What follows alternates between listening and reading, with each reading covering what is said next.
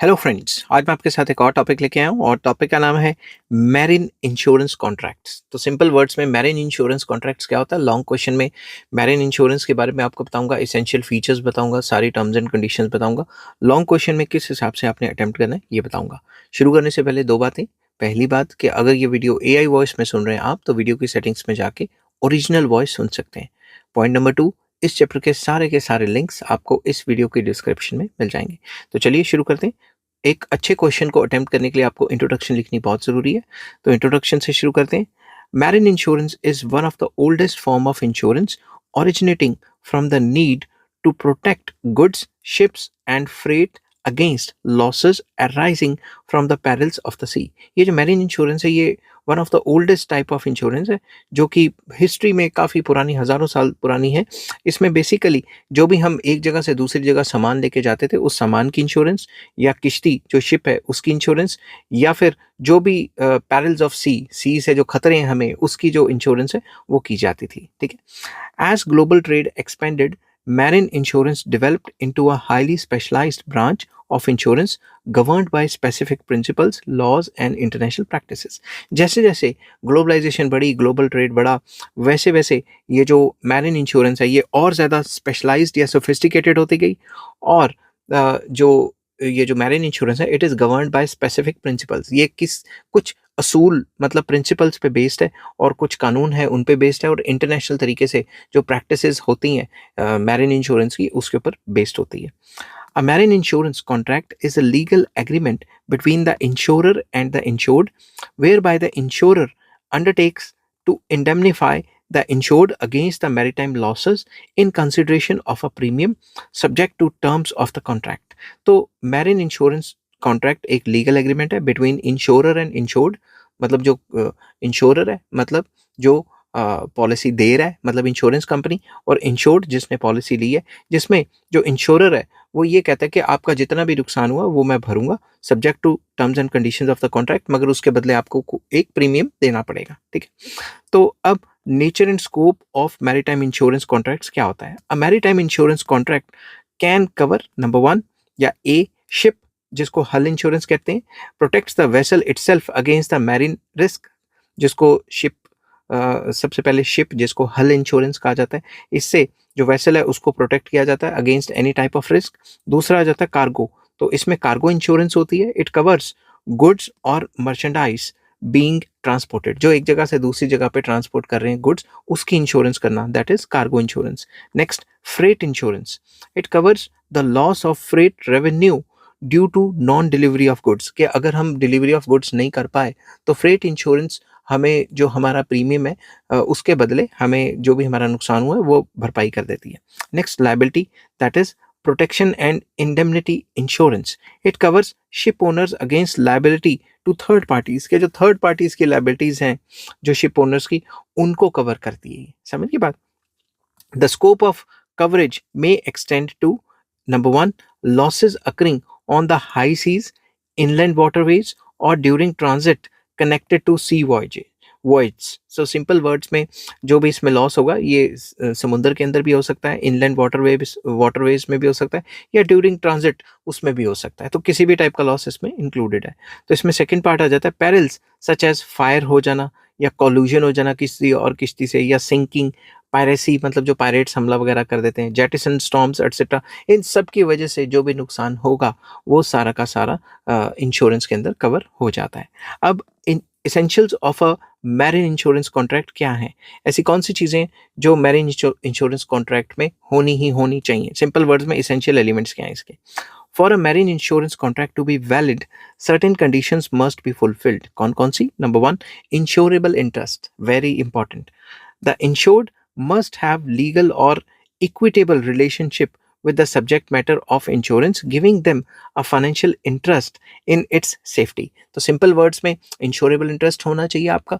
जिस चीज़ की आप इंश्योरेंस करा रहे हो वो चीज़ अगर आपकी इंश्योरेबल इंटरेस्ट नहीं है तो आप कहीं खुद ही ना डुबा दो उस चीज़ को। समझ रहे हो बात।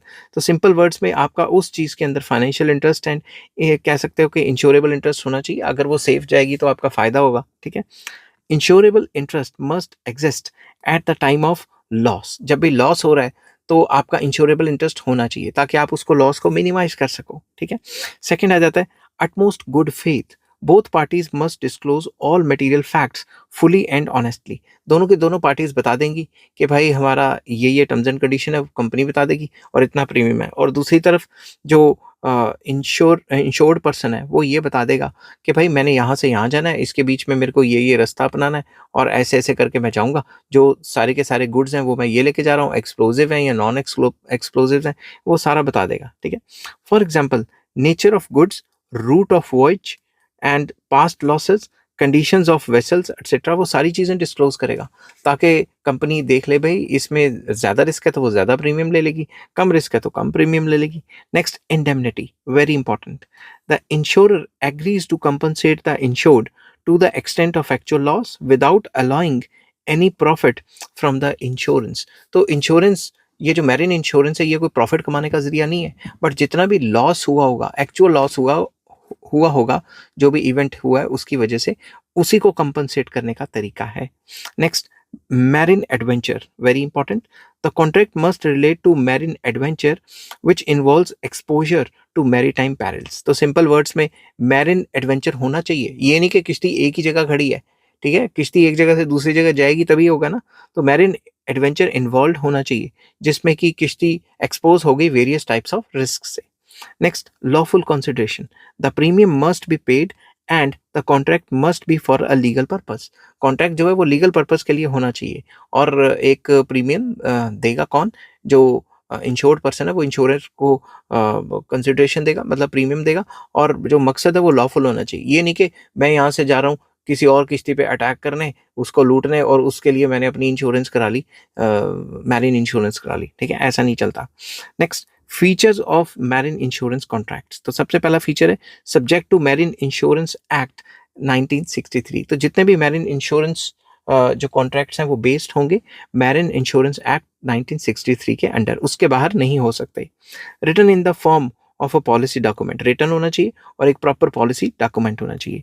मे be for a specific voyage policy और फॉर स्पेसिफिक पीरियड। तो सिंपल वर्ड्स में या तो स्पेसिफिक पीरियड के लिए होगा कि 1 साल के लिए दे दिया, या फिर आपका पर्टिकुलर जो वॉयज है, 1 चक्कर है या 2 चक्कर है आना जाना, उनका पर्टिकुलर जो आपके जो स्पेसिफिकली, जैसे कि आपने यहाँ से यूके जाना है या फिर यहाँ से साउथ अफ्रीका जाना है या कहीं भी जाना है, उस चक्कर का जो आपने लगाना है चक्कर किश्ती पे, उसका पर्टिकुलर होना चाहिए, या फिर पूरे साल का इकट्ठा कॉन्ट्रैक्ट हो सकता है। Next can be assignable to another party, ये जो है ये एक और दूसरी पार्टी को असाइन कर सकते हैं। एग्जाम्पल के तौर पे मैं आपको बताता हूँ, मान लो मैंने किश्ती खरीदी, मैंने इंश्योरेंस कॉन्ट्रैक्ट ले लिया, अब मैंने वो किश्ती किसी और को भेज दी, तो किश्ती की इंश्योरेंस तो हुई पड़ी है ना, मैं किश्ती का शिप भी कह सकता हूँ, किश्ती और शिप एक ही बात होती है। तो क्या कहते हैं, मैंने वो किसी और को भेज दी, तो अब वो जो कंसर्न बंदा है जिसने बाय की है वो अपने नाम पे कॉन्ट्रैक्ट करवा लेगा बाद में। सिमिलरली जैसे मान लो आप कोई सेकंड हैंड कार खरीदते हैं मगर उस पे इंश्योरेंस तो पहले की हुई पड़ी है, तो आप इंश्योरेंस कंपनी में जाके अपनी सारी डिटेल्स देके वो पॉलिसी अपने नाम करवा लेते हैं ना, तो इसी टाइप का कुछ चक्कर है इसमें भी। Operates under principles of proximate cause and contribution and subrogation. तो जैसे कि बाकी प्रिंसिपल्स हैं इंश्योरेंस के, जैसे प्रॉक्सिमेट कॉज होना चाहिए, प्रॉपर कॉज होना चाहिए, और कंट्रीब्यूशन होना चाहिए, एंड सब्रोगेशन होना चाहिए। ये प्रिंसिपल्स मैंने ऑलरेडी एक्सप्लेन किए हुए हैं पिछले वीडियोस में, तो इन प्रिंसिपल्स पे ये बेस्ड होना चाहिए। अब आ जाता है types of marine insurance contract. सबसे पहला voyage policy.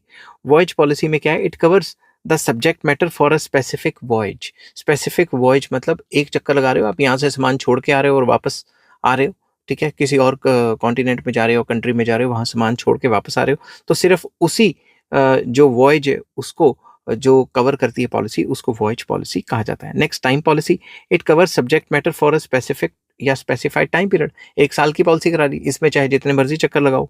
Next mixed policy, it combines features of voyage and time policies. तो इसमें मिक्स्ड पॉलिसी में दोनों के दोनों फीचर्स इंक्लूड हो जाते हैं, वॉयज एंड टाइम पॉलिसी दोनों के जो फीचर्स हैं कंबाइन कर जाते हैं। नेक्स्ट आ जाता है valued policy. Value of the subject matter is agreed upon in advance, कि भाई आप और वो जो इंश्योरेंस कंपनी है वो पहले ही मिलके एडवांस में डिसाइड कर लेते हैं कि हम इतनी वैल्यू का माल लेके जा रहे हैं और उसकी इंश्योरेंस करवाना। अगर ज़्यादा वैल्यू का माल लेके जा रहे हैं तो ज़्यादा प्रीमियम होगा एंड वाइस वर्सा।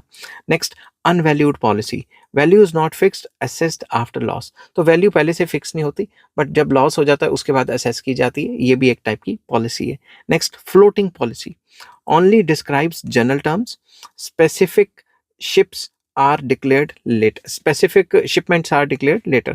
तो सिंपल वर्ड्स में फ्लोटिंग पॉलिसी में जो जनरल टर्म्स एंड कंडीशंस है वही जो है बताई जाती हैं शुरुआत में, और अगर बाद में कोई पंगा पड़ गया या बाद में कोई लॉस हो गया तो जो स्पेसिफिक शिपमेंट्स हैं उनको बाद में डिसाइड किया जाता है, बाद में डिक्लेयर किया जाता है कि ऐसे ऐसे था, तो इसका प्रीमियम भी फिर उस हिसाब से फिक्स किया जाता है। Block policy, it covers goods from the warehouse of origin to the final destination. जब तक वेयर हाउस से निकलता है ना सामान, तब से लेकर जब तक फाइनल डेस्टिनेशन तक नहीं पहुंचता, तब तक के लिए जो पॉलिसी करवाई जाती है उसे ब्लॉक पॉलिसी कहा जाता है। अब आ जाता है perils covered. Marine insurance contracts generally cover क्या क्या? पेरिल्स ऑफ सी, जिसमें स्टॉर्म्स आ गए, हाई वेव्स आ गई, किसी से कोल्यूशन होगी या सिंकिंग होगी, या फिर फायर एंड एक्सप्लोजन, धमाका हो गया, किश्ती में आग लगी। पायरेसी एंड थेफ्ट्स, पायरेट्स आ गए अटैक करने के लिए, जैसे सोमालिया वगैरह के आ जाते हैं, या चोरी होगी। फिर jettison and barratry, that is wrongful acts done by the ship's crew. अगर कोई शिप के क्रू ने कोई रॉन्गफुल एक्ट कर दिया जिसकी वजह से नुकसान हो गया, वो भी आ सकता है। वॉर या स्ट्राइक के बीच में फंस गए, इफ स्पेसिफिकली इंक्लूडेड का मतलब ये है कि आप किश्ती लेके जा रहे थे, वॉर के बीच में फंस के किसी ने मिसाइल मार दी, तो उसकी भी इंश्योरेंस हो जाती है। तो ये तो खतरे हैं ही है, ठीक है। अब इंश्योरेंस तो हो जाएगी, मगर अगर आप वॉर रीजन के बीच में से अपनी किश्ती लेके जा रहे हो तो प्रोबेबिलिटी तो हाई है कि आपका नुकसान हो, इस वजह से फिर जो प्रीमियम फिक्स होगा वो भी ज़्यादा ही होगा, ठीक है। अब procedure for taking a marine insurance contract, तो सबसे पहले प्रपोजल फॉर्म होगा filled with details of the ship, cargo, route and value. ये सारा का सारा जो इंश्योर्ड या जो इंश्योरेंस लेने वाला बंदा है उसको सब कुछ जो है पहले से ही बताना पड़ेगा। Next, negotiation of terms, agreement on scope, clauses and exclusions. तो फिर एग्रीमेंट होगा बिटवीन टू पार्टीज कि भाई इसका स्कोप क्या होगा, मतलब इसमें क्या क्या चीज़ें इंक्लूड होंगी, क्या क्या क्लॉजेस हैं, क्या क्या चीज़ें एक्सक्लूड होंगी, क्या क्या चीज़ें इंक्लूड होंगी। Next, payment of premium, consideration for the contract. तो एक बार कॉन्ट्रैक्ट डिसाइड हो गया फिर आपको प्रीमियम देना पड़ेगा इंश्योरेंस कंपनी को। एंड इशुएंस ऑफ पॉलिसी, तो लास्ट में वो डॉक्यूमेंट आपको दे देंगे, document स्टेटिंग rights, duties and coverage, वो आपको मिल जाएगा, वो आपको इशू हो जाएगा। फिर आता है settlement of claims. Steps for claims settlement कौन से हैं? सबसे पहला, नोटिस ऑफ लॉस, आपको कंपनी को बताना पड़ेगा कि भाई मेरा इतना लॉस हो गया। Promptly inform the insurer, insurer को इन्फॉर्म करना पड़ेगा इंश्योरेंस कंपनी को।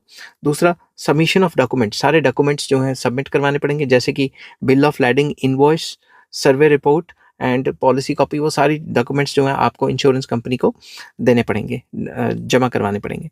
नेक्स्ट, सर्वे एंड असेसमेंट, वो अपना सर्वेयर भेजेगी और पूरी इन्वेस्टिगेशन करेगी क्या क्या हुआ, कैसे कैसे हुआ।